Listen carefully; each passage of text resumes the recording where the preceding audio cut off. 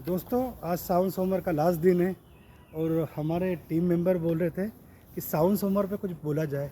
तो मैं तो बहुत छोटा हूँ, सावन सोमवार पे मैं क्या बोल सकता हूँ। हाँ, पर जो मैंने सीखा है सावन सोमवार से उसके बारे में ज़रूर कुछ बताना चाहूँगा। सावन सोमवार एक आस्था का प्रतीक है, एक सात्विकता का महीना है और इसमें हमें बहुत कुछ सीखने को मिलता है। लाखों श्रद्धालु बोल बम के नारे लेकर कावड़ यात्रा के लिए निकलते हैं और भगवान शंकर को, महादेव को जल का अभिषेक करते हैं। और सावन सोमवार का महत्व क्या है और ये कैसे हुआ है? जब भगवान और असुर, देवता और असुरों ने जल मंथन किया था तो उसमें से एक हलाहल नाम की एक विष की उत्पत्ति हुई थी और वो विष इतना इतना खतरनाक था, इतना जहरीला था कि उससे सारे सृष्टि का विनाश हो जाता था।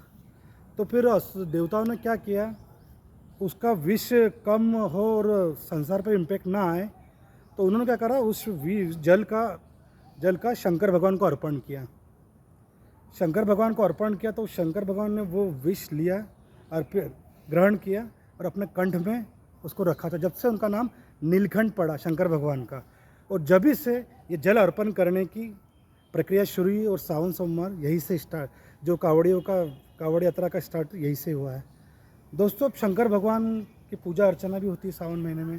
तो शंकर भगवान से मैं क्या सीखता हूँ, शंकर भगवान की आपने तस्वीर या मूर्ति कहीं देखी होगी। तो शंकर भगवान की जब हम तस्वीर देखते हैं उसमें तो ध्यान से देखना, शंकर भगवान के यहाँ पर सेंटर में एक त्रिनेत्र होता है, त्रिनेत्र। तो उसको त्रिनेत्र में ज्वाला रहती है, ज्वाला।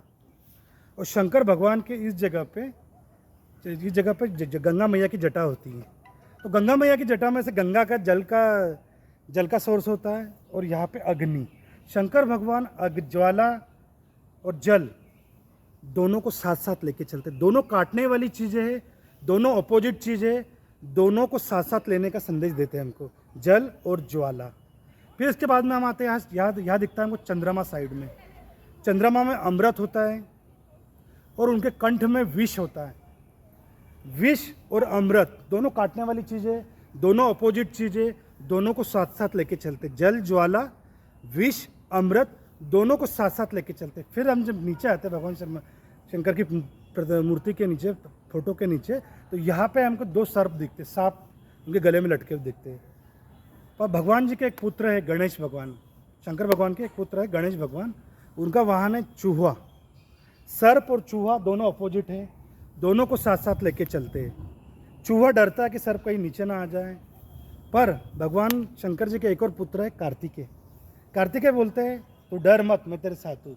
सर्प, चूहा और मोर तीनों साथ साथ, दोनों अपोजिट चीज़ें हैं, जल ज्वाला अपोजिट, विष अमृत अपोजिट, सर्प चूहा अपोजिट, तीनों को साथ साथ लेके चलते हैं।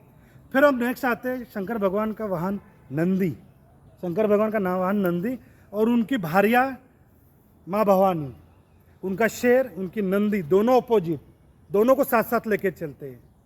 फिर हम आगे आते हैं, शंकर भगवान यहाँ भभूत लगाते हैं, भभूत, और उनकी टोली में होते हैं भूत, भूत भभूत साथ साथ, दोनों काटने वाली चीज़ें दोनों साथ साथ, जल ज्वाला साथ साथ, विष अमृत साथ साथ, सांप चूहा साथ साथ और भूत भभूत